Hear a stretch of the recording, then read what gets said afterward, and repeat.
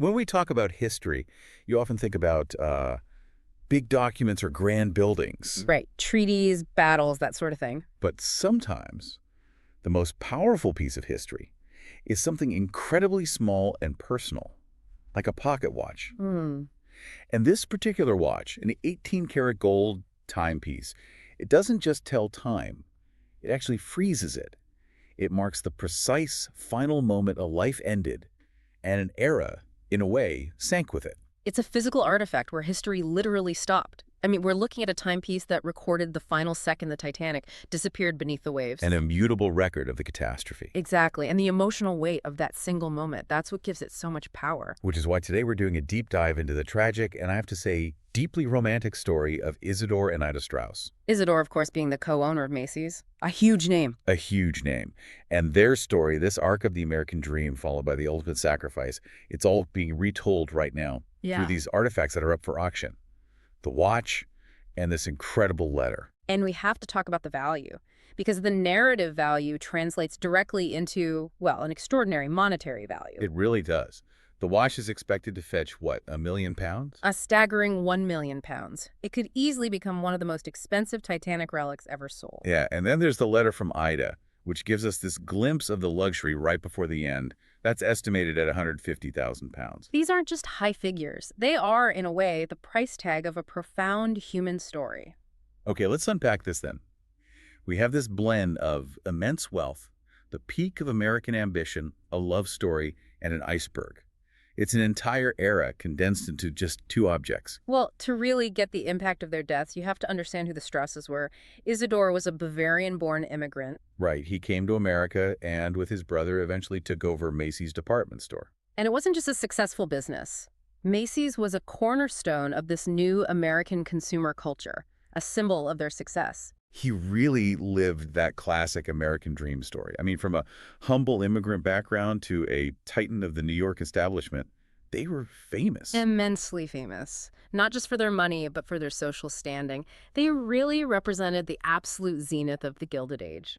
And so in April 1912, they're on the Titanic coming back to New York from a trip to Europe. Exactly. And the journey itself was meant to be a celebration of that success, sailing on the biggest, safest, most luxurious ship ever built. And we actually get this incredible snapshot of that luxury right before the disaster in Ida's own handwriting. Yes, that letter. It's so rare, and her words just perfectly capture the atmosphere. She wrote, "What a ship. So huge and so magnificently appointed, our rooms are furnished in the best of taste and most luxurious." It's the voice of someone just marveling at it all with no idea what was coming. Completely unaware. Now, there's a technical detail about that letter that makes it so valuable to collectors, right? The postmark. Yes, Transatlantic 7. For anyone who isn't a stamp collector, why is that so important? Well, it's proof of origin. It means the letter was franked and processed on board the Titanic in its own post office. It was then taken off the ship at Queenstown, Ireland. So it's definitive, physical proof that Ida wrote that while sailing. That letter literally stepped off the ship just before it went down. It's the last tangible piece of her voice we have before that final night. Which leads us directly to the other object, the one that embodies the catastrophe itself, Isidore's watch. An 18-karat gold Jules Jurgensen. And the backstory's lovely, too. It was a gift from Ida to him back in 1888, engraved with his initials. So it already had this deep, decades-long sentimental connection between them. It did, but its historical value, that is fixed in time by one critical moment, 02:20 a.m. 2:20 in the morning, April 15th, 1912. That was the exact documented moment the Titanic finally slipped completely beneath the surface of the North Atlantic. And the watch just stopped. The freezing water, the pressure. Yeah. It stopped instantly. So for historians, this artifact doesn't just suggest the time of death. It is the absolute physical record of the catastrophe's final second. It's such a chilling detail. Yeah. And Isidore's body was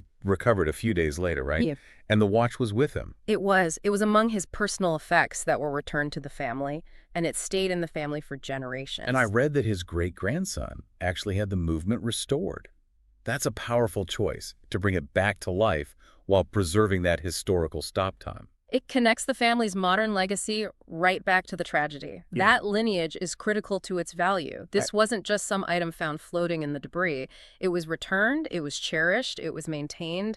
That adds so much provenance. and now we have to talk about the part of their story that elevates them from just a historical note to, really, a cultural legend. Ida's act of devotion. This is the moment that defines everything. It really does. As the ship is sinking, lifeboats are being loaded. Women and children first was the rule. Ida was offered a seat, but she looked at Isidore and she refused to go. Just refused.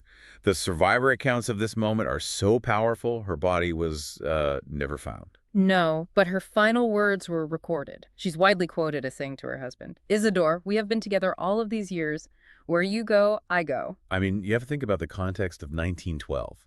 A woman was expected to save herself. Her decision was a radical act of personal defiance. She chose their shared life, their shared end, over her individual existence. And that choice, that refusal to live a life that would just be defined by his loss, that's why this story became so much bigger than just history. Absolutely. Think about James Cameron's Titanic movie from 1997. The elderly couple. That elderly couple you see holding each other in bed as the water rushes in. That is a direct cinematic homage to Isidore and Ida Strauss. Their story became the universal symbol of love and devotion in the face of disaster. A remarkable cultural footprint, which brings us back to those astonishing valuations. The auction house, Henry Aldrich and Son, they know exactly what they're selling here. It's not just gold and paper. No, they're selling that cultural footprint. They've said these objects retell their story, providing a tangible link to a couple known worldwide. And that link is why the watch is estimated at £1 million. So if we look at the bigger market for these kinds of relics, how does the Strauss watch compare to other major Titanic items? It's right up there at the top. For comparison, last year, the gold pocket watch that was presented to Captain Arthur Rostron, He was the captain of the Carpathia, the rescue ship. to very one. His watch sold for a record-breaking $1.56 million. Wow. So that's interesting. There's a dynamic here, isn't there? The relic of rescue, of duty and survival, commands the absolute highest price. Right. And the Strauss watch, which represents this profound personal tragedy and love, is valued just slightly below it. So this raises a question. Why the difference? I think you could argue the market is distinguishing between a relic of public duty and a relic of intensely private devotion. The Carpathia watch is about a collective success. While the Strauss watch is about an individual tragic choice. Exactly. Both are incredibly prized, but it seems the value of duty in this specific case just edges out the value of romantic tragedy. Which, in a way, makes that £1 million estimate for the Strauss watch even more compelling. It means the market is pricing the narrative, the American dream, the vow, that final moment at 02.20, almost on par with the artifact of actual survival. That's the ultimate takeaway. The money is just a reflection of how powerfully these objects connect us to the human side of this massive historical event. So, to sort of sum up what we've learned in this deep dive, we have the Strausses as this perfect symbol of the Gilded Age American dream. We have the stark contrast between the opulence in Ida's letter and the absolute finality of Isidore's watch, stopped at 02.20. And underpinning it all is Ida's refusal to be saved, that single act of devotion that sealed their legacy forever. The watch gives us the cold, hard timeline of death. But Ida's decision gives us the timeless measure of their love.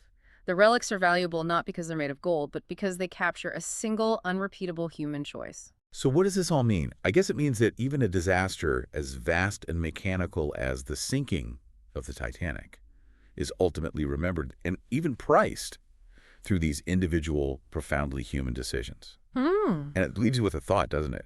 If history can be measured by price, what memory of a lost loved one would you put a price on? What would you consider incalculable?